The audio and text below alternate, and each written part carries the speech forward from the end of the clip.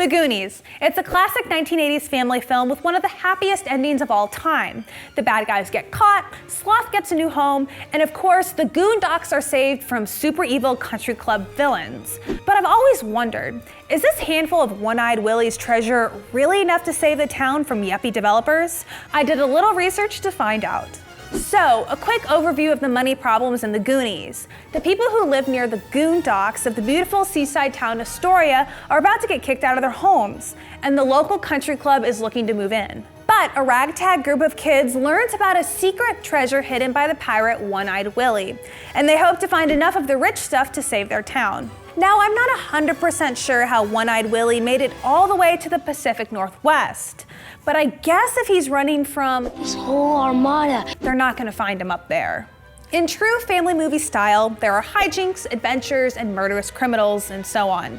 But in the end, the gang gets a hold of a handful of gemstones and their homes are saved. So let's use our imaginations and pretend those are real diamonds, emeralds, sapphires, and rubies. Would that be enough to save the Walsh home, plus these other 50 homes? There's 50 more houses to tear down after yours. First, some cool news. Astoria, Oregon is a real town, which means we can engage in one of America's favorite pastimes, looking up real estate prices. Homes around the Goonies house, number 368 38th Street, are in 2017 dollars estimated to be worth over $500,000 on the high end, and the low 200s for smaller houses. Let's meet somewhere in the middle and say that the country club needs to buy 51 houses at around $300,000 each. That's $15,300,000 at today's prices. But in 1985, that would be a much more reasonable 6.7 mil. Is this handful of gems worth that much money? It's hard to tell for sure, but we're dealing with over 10 gemstones here. And though they're all cut, they vary in size, shape, and type. Some appear to be as large as a woman's thumbnail, depending on what shot you're looking at, and some are even bigger. For comparison's sake, a lot of the gems seem to be a little larger than Princess Diana's famous engagement ring, a 12-carat sapphire. And none appear to be as large as, say, the Hope Diamond, an absolute whopper at just over 45 carats. There's another factor that would affect the value of these gemstones. They're long-lost pirate treasures. That means they're historical artifacts and would be especially prized by collectors. No one really knows how much shipwrecked treasure has been lost to the seas, but luckily the Spanish were very good record keepers. In fact, they kept records in triplicate about all of the gold and jewelry traveling across the seas centuries ago.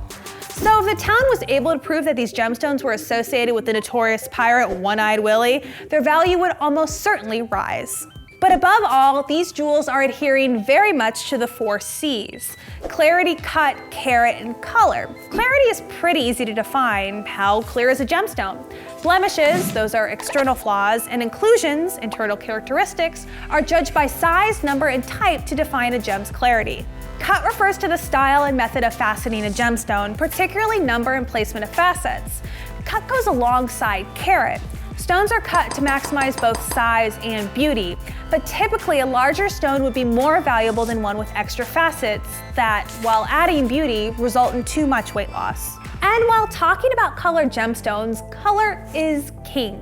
Bright, vibrant colors are obviously the most prized. And as you can see, the color of these fake gemstones is explosive. But there's a reason the 4 C's are grouped together. When all 4 are top-notch, you've got a rare and very valuable gem. So assuming the state of Oregon, the US government, and the descendants of One-Eyed Willie let the Goonies keep their diamonds, they'd very likely save most of the houses, and then, ideally, the bad PR would force those country club bullies to lay off the dock's expansion.